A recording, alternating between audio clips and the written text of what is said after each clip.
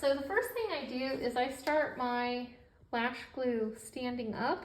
You want it to get a little tacky and have a little stand, because if it's straight out, it's too wet and it'll take forever to grab and hang on. Next thing is I'm gonna grab my lashes. When you are removing from the container, notice there's a shorter side and a longer side. The short side is what we do on the inside. So we never remove from the small side, we remove from the long side, because if I damage it, I'm gonna be trimming it off most likely anyways.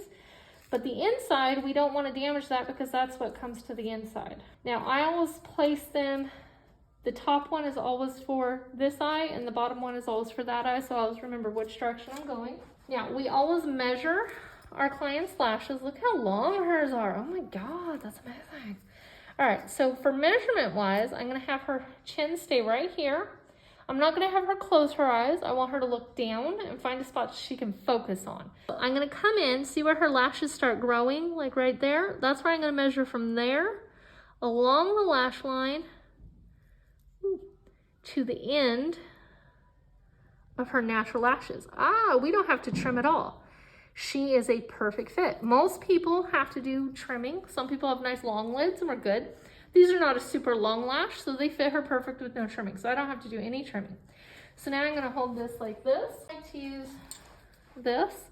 Trying to squeeze lash glue onto your lashes will make a mess, so please use something to apply it. You can control how much you're applying. And notice I'm putting it just on the band, see?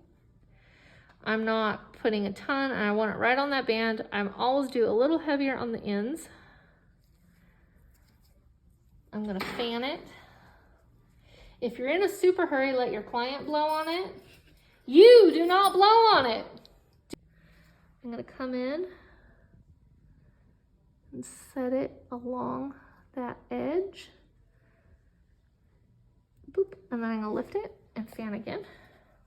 I like to do lash glue down and here, so then they grab and hold on. Okay, and then there we go.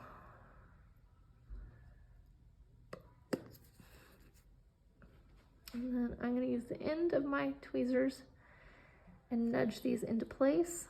So have them look at you, and we want to make sure the placement is good.